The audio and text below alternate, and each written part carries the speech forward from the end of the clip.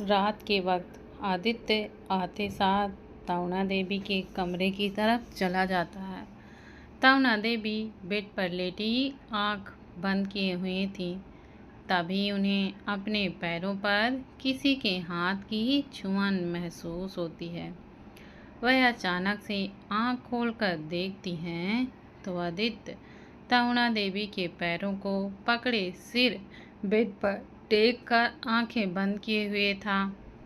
आदि आप ये इतना बोलते हुए ताउना देवी उठकर बैठ जाती हैं। आदित्य आंखें बंद करके ही कहता है, दादी, मैंने आपसे कहा था कि हाई सिक्योरिटी गार्ड आपके साथ जाएंगे, लेकिन आपने मना कर दिया।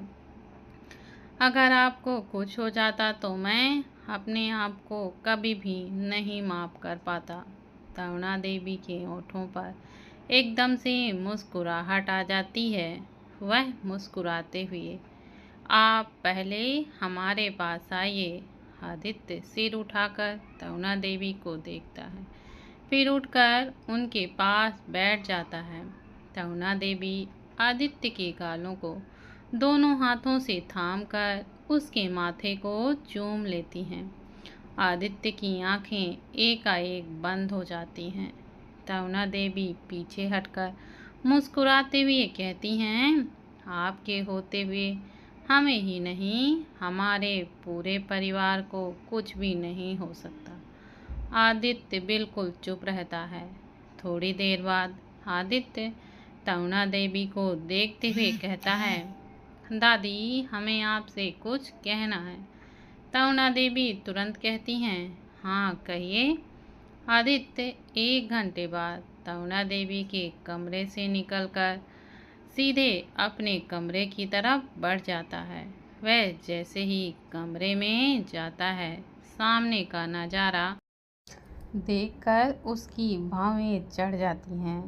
दिव्या ने अपने बैंडेज निकाल दिए थे और वह अपने पैरों पर चलकर बहुत ज़्यादा खुश हो रही थी। वह इधर से उधर चल ही रही थी कि अचानक उसकी नज़र आदित्य पर चली जाती है।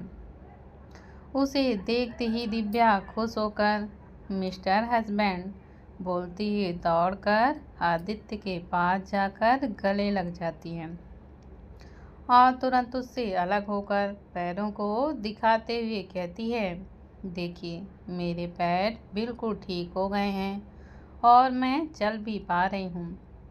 मुझे बिल्कुल दर्द नहीं हो रहा।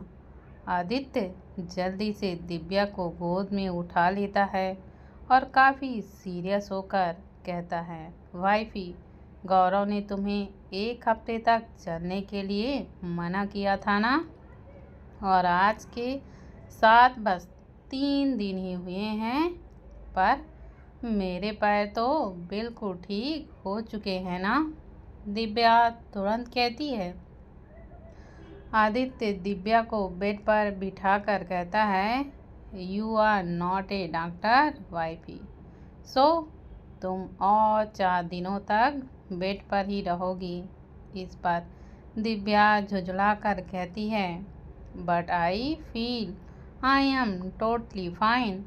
आदित्य दिव्या के सामने फर्स्ट एड बॉक्स लेकर बैठकर कहता है, जिद नहीं करते वाइफी। दिव्या यह सुनकर मुंह बिगाड़ लेती है। आदित्य दिव्या के पैरों पर दवाई लगाकर फिर से बैंडेज कर देता है। दिव्या मुंह फुलाकर बैठ जाती है। आदित्य एक नज़र दिव्या को देखकर वॉशरूम की ओर चला जाता है। उसके जाते हुए ही दिव्या कहती है, गौरव को तो मैं छोड़ूंगी ही नहीं। आदित्य बाहर आता है तो वह देखता है कि अब दिव्या लैपटॉप पर कुछ कर रही थी। आदित्य सीधे उसके दूसरी साइड जाकर बैठ जाता है और दिव्या को अपने आगे करके अपनी चिन्ह को उसके कंधे पर रखकर लैपटॉप को देखने लगता है। आदित्य के हाथ दिव्या की कमर से होकर पेट पर थे। दिव्या आदित्य के इस तरह से छूने से सिरह सी उठती है। आदित्य दिव्या के कान के पास जाकर, वाइफी, मैंने तुम्हें ये सब करने के लिए मना किया है ना? इतना बोलते ही वह कान पर किस करता है। दिव्या की सांसें एकदम से अब तेजी हो जाती हैं और वह अपनी आंखें बंद कर लेती है। आदित्य अब इसी मौके का फ़ायदा उठाकर लैपटॉप को बंद करके साइड टेबल पर रख देता है। आदित्य अब दिव्या के पेट को सहलाते हुए गर्दन पर किस कर रहा था। दिव्या के हाथ अपने आप आदित्य के हाथों के ऊपर चले जाते हैं। दिव्या आदित्य के हर एक छुअन से पूरी मदहोश हो रही थी। आदित्य धीरे से दिव्या को लिटा देता है। दिव्या की आंखें अब तक बंद थीं। काफ़ी देर तक दिव्या को कोई हरकत नहीं महसूस होती, तो वह आंखें खोलकर देखती है तो आदित्य बड़े ही प्यार से उसे ही देख रहा था। दिव्या झट से आदित्य के गर्दन पर हाथ लपेटकर खींच लेती है और उसके कान में कहती है, you know you are the world best husband. Divya की बातें सुनकर आदित्य के होठों पर मुस्कान आ जाती है। वह मुस्कुराते हुए थोड़ा उठकर दिव्या के चेहरे से बाल हटाते हुए कहता है, so how does it feel to have the best man in the world. Divya मुस्कुराते हुए आदित्य के नाक पर किस करके कहती है, इतना अच्छा फील होता है कि मैं शब्दों में नहीं बता सकती। I am very very very lucky to I have your as my husband. Aditya Divya के नाक पर अपने नाक रगड़ते हुए कहता है, and I also very lucky to have you as my wifey. मैं बता नहीं सकता कि तुम्हारी जैसी पागल, बेवकूफ़, नासमझ, गुस्सैल, जिद्दी वाइफी मिलकर मुझे कितना ही अच्छा फील होता है। आदित्य के यह बोलने पर दिव्या चिढ़ सी जाती है। वह आदित्य को अचानक से धक्का दे देती है, जिससे वह सीधे बेड पर लेट जाता है। दिव्या उसके पेट पर बैठकर कहती है, पागल मैं नहीं आप हैं, बेवकूफ़ मैं नहीं आप हैं, नासमझ मैं नहीं आप हैं, गुस्सैल मैं नहीं आप हैं, जिद्दी मैं नहीं आप हैं, और इसके सिवाय आप बहुत कुछ हैं, घमंडी, अकड़ू, feelingless person, all are only you. Aditya झटके से दिव्या को बेड पर लेटाकर उसके ऊपर आ जाता है और अपने गालों को दिव्या के गालों से साथ रब करते हुए कहता है, जैसा भी हूँ सिर्फ तुम्हारा हूँ। दिव्या के होठों पर एक बड़ी सी स्माइल आ जाती है। आदित्य अब दिव्या के गर्दन पर अपना चेहरा छिपा लेता है। दिव्या अपने हाथों को आदित्य के बालों पर डालती है। आदित्य की गर्म सांसें दिव्या की गर्दन पर पड़ रही थीं, जिससे दिव्या को गर्मी का एहसास होने लगती है। दिव्या आदित्य के बालों पर हाथ फेरने लगती है। वहीं आदित्य शांत सा दिव्या के ऊपर लेटा हुआ था। हालांकि उसने अपना पूरा वजन दिव्या पर नहीं डाला था, फिर भी दिव्या को आदित्य थोड़ा भारी सा लग रहा था। बहुत देरी के बाद दिव्या सो जाती है। दिव्या के सोते ही आदित्य दिव्या के ऊपर से हट जाता है और बेड पर लेटकर दिव्या के गर्दन पर अपना चेहरा छुपा लेता है। अगली सुबह सिंघानिया विला में आज अलग ही तरह की जल्दबाजी हो रही थी। तवना देवी ने सबको रेडी होने के लिए बोला था, पर कहाँ जाना है इसके लिए ये बात सबको बिल्कुल समझ ही नहीं आ रही थी। आज आदित्य ऑफिस पर नहीं जाने वाला था। आज वह दिव्या के कंपनी की प्रॉब्लम को सॉल्व करने के लिए जाने वाला था। घर पर अमर और रूहान आँख में जख्मों की वजह से रुक रहे थे। रूमी की तबीयत ठीक नहीं है, इसलिए गौरव और रूमी दोनों ही घर पर ही रुक गए थे। ध्रुव तो ऑफिस के लिए निकल जाता है। माया घर पर ही रुकने वाली थी। जो जा रहे थे वह बस बार बार तवना देवी से पूछ रहे थे कि वह सब इतना रेडी होकर कहाँ जा रहे थे, पर अब तक उन्होंने कुछ नहीं बताया। पृथ्वी और विकासा भी इस बात से अनजान थे। सब कार में बैठकर विला के लिए निकल जाते हैं। दिव्या तो बेड पर बैठी आदित्य को ही घूर रही थी, क्योंकि दिव्या को भी लेकर जाया जा रहा था, लेकिन आदित्य ने सख्ती से मना कर दिया था। आदित्य इस वक्त मसूरी जाने के लिए तैयार हो रहा था। आदित्य ने दिव्या का फ़ोन और लैपटॉप दोनों ही ले लिया था, ताकि दिव्या उसकी गैर मौजूदगी में कोई काम न करे। इससे दिव्या आदित्य से बहुत ही ज़्यादा नाराज़ थी, लेकिन आदित्य उसे मनाने की जगह इग्नोर कर रहा था। इस वजह से दिव्या आदित्य को बुरी तरह से घूर रही थी। रेडी होकर आदित्य सीधे दिव्या के पास जाकर उसके गालों पर किस करता है और फिर उसके माथे पर किस करते हुए उससे कहता है, अपना ख्याल रखना वाइफी। दिव्या मुंह फेर कर कहती है, मैं बिल्कुल भी अपना ख्याल नहीं रखने वाली। आप पहले मेरा लैपटॉप और फ़ोन वापस दीजिए। आदित्य तुरंत बोलता है, वाई। दिव्या मासूम सा चेहरा बनाकर कहती है, मैं ऐसे तो बोर ही हो जाऊंगी। आदित्य अपना लैपटॉप और अपना फ़ोन दिव्या को देते हुए कहता है, ओके, आज तुम मेरा फ़ोन और लैपटॉप यूज कर लो। इसके अलावा तुम्हें कुछ नहीं मिलेगा। दिव्या एक नज़र आदित्य के फ़ोन और लैपटॉप को घूरती है, फिर वह कुछ सोचते हुए ले लेती है।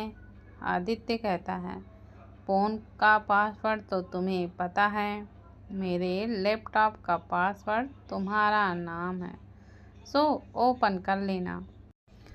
आदित्य के बोलते ही दिव्या लैपटॉप ऑन करती है। खुद का नाम देते ही पासवर्ड खुल जाता है और बैकग्राउंड पर दिव्या की फ़ोटो थी, जिसमें वह हंस रही थी। दिव्या आदित्य को प्यार भरी नज़रों से देखती है, तो आदित्य झुककर दिव्या के होठों को अपने होठों से हल्का सा छूकर पीछे हो जाता है। अपना ख्याल रखना। आदित्य के बोलते ही दिव्या हाँ में सिर हिला देती है। आदित्य अब कमरे से बाहर निकल जाता है। वहीं दूसरी ओर सिंघानिया की कार एक जगह आकर रुक जाती हैं।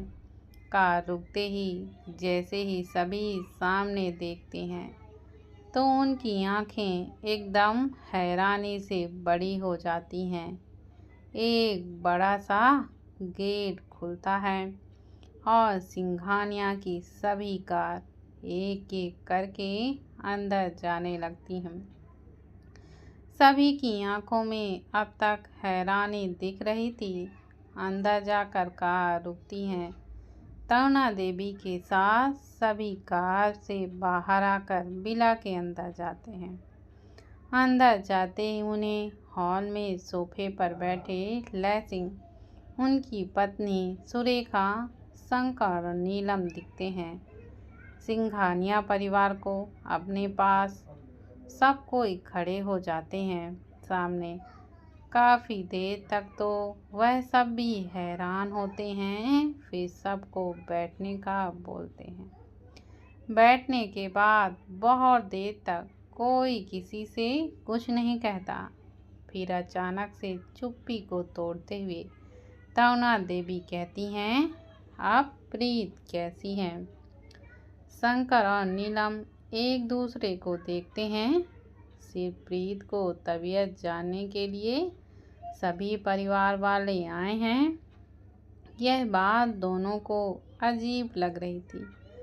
दोनों अपनी ही सोच में उलझे थे कि तब है लय सिंह की आवाज़ आती है। जी वो अब बिल्कुल ठीक हैं। लय सिंह के यह कहते ही फिर एक बार शांति छा जाती है।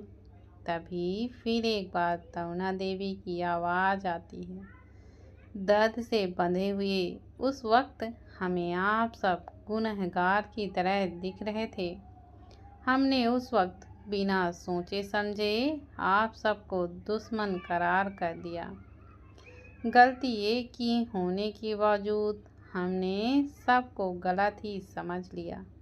ये हमारी भूल थी और आज हम उसी भूल को सुधारने के लिए हमारे बीच की बिना मतलबी की दुश्मनी को ख़त्म करना चाहते हैं।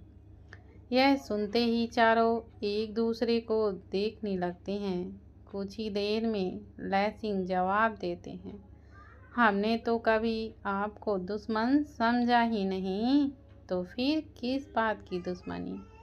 और आपका हमारे परिवार पर नाराज होना जायज़ था। आखिर हरकत ही ऐसी हुई थी। इस पर तरुणा देवी कुछ नहीं कहती। फिर एक बार हाल में शांति सी छा जाती है। तभी कुछ लोग बहुत सारे सामान लेकर आते हैं और टेबल पर रख देते हैं। सभी हैरानी से सभी सामान को देख रहे थे। तरुणा देवी अपनी जगह से उठकर कहती हैं, हम अर्जुन के लिए प्रीत का हाथ मांगना चाहते हैं। यह सुनते ही सबके होश उड़ जाते हैं। अर्जुन तो सबसे ज़्यादा ही हैरान था। रूहानी धीरे से रूही के कान में कहती है, दी सपना भाभी का क्या होगा? जवाब तो रूही के पास भी नहीं था। बस वह ना में सिर हिला देती है। पहले तो सब हैरान थे, लेकिन कुछ ही वक्त में राठौर परिवार के चेहरे पर खुशी छा जाती है। लय सिंह जल्दी से कहते हैं, इससे बड़ी खुशी की बात और क्या ही हो सकती है? हमें तो कब से इसी दिन का इंतज़ार था। तरुणा देवी इस पर मुस्कुराती हैं और अर्जुन को देखकर कहती हैं, अर्जुन एक बार आप दोनों बात कर लीजिए, कहीं आपको कोई आपत्ति तो नहीं है ना? अर्जुन बस हाँ में सिर हिला देता है। तो नीलम अर्जुन को लेकर प्रीत के कमरे तक छोड़ देती हैं। अर्जुन धीरे से कमरा का दरवाज़ा खोलता है और फिर अंदर जाता है। बेड के ऊपर दीवार पर जैसे ही अर्जुन की नज़र पड़ती है, उसकी होंठों पर सुकून भरी मुस्कुराहट आ जाती है। दीवार पर प्रीत के बचपन की तस्वीर थी। उसके साथ ही अर्जुन को प्रीत के कमरे में अपनी बहुत सारी तस्वीरें दिखती हैं, पर कमरे में कोई नहीं था।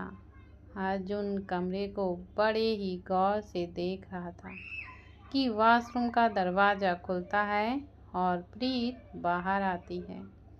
प्रीत ने इस वक्त लॉन्ग गाउन पहना था और उसकी बाल गीली थी। अर्जुन का ध्यान जैसे ही उस पर जाता है, वह वहीं ठहर जाता है। प्रीत ने अब तक अर्जुन को नहीं देखा था। वह अपने बालों को हेयर ड्राई से बालों को सुखा ही रही थी कि तभी उसे किसी के होने का एहसास होता है। वह बाल सुखाते हुए ही सामने देखती है तो अर्जुन को देखकर प्रीत के हाथ से अचानक ही हेयर ड्रायर गिर जाता है। वह हैरानी से अर्जुन को देखती है। प्रीत अपनी आंखों को रगड़ते हुए फिर से सामने देखती है। प्रीत अपने देखती है तो अब भी अर्जुन उसे सामने ही दिखता है। प्रीत ना में सिर हिलाते हुए कहती है, नहीं नहीं प्रीत, ये बस तेरा वहम है। अर्जुन यहाँ नहीं है। प्रीत की हरकत देखकर अर्जुन के होठों पर मुस्कुराहट आ जाती है। वह अपने कदम उसकी तरफ बढ़ाने लगता है। प्रीत कसकर अपनी आंखें बंद करके कहती है, प्रीत प्लीज खुद को कंट्रोल करो, यह तेरा बस वहम है, बस वहम। अर्जुन प्रीत के पास पहुंचते ही उसे कमर से पकड़कर अपनी तरफ खींच लेता है।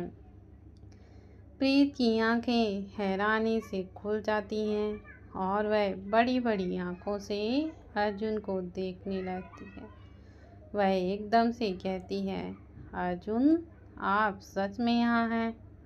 अर्जुन के हाथ प्रीत के कमर पर कसते ही जा रहे थे और वह एक हाथ से प्रीत के गीले बालों को चेहरे से हटाते हुए कहता है, ये तुम्हारा कोई वहम नहीं है, मैं सच में हूँ तान्या यहाँ। अर्जुन के मुंह से प्रीत की धड़कन एकदम से तेज हो जाती है, लेकिन वह जैसे ही अपने नाम के बदले दूसरा नाम सुनती है तो अर्जुन को देखते हुए कहती है, कौन तान्या? अर्जुन मेरा नाम प्रीत है। अर्जुन मुस्कुराते हुए कहता है, वो तो अब है, बचपन में तो तुम मेरी तान्या थी। प्रीत अब काफ़ी ज़्यादा कंफ्यूज होकर कहती है, अर्जुन आप ये क्या कह रहे हैं? मेरा नाम बचपन से ही प्रीत है। यह सुनकर अर्जुन की मुस्कान पल भर में गायब सी ही हो जाती है। इस वक्त सच में प्रीत बहुत ही ज़्यादा कंफ्यूज और सीरियस सी लग रही थी, जिससे यह साफ साफ पता चल रहा था कि प्रीत किसी तान्या को नहीं जानती है।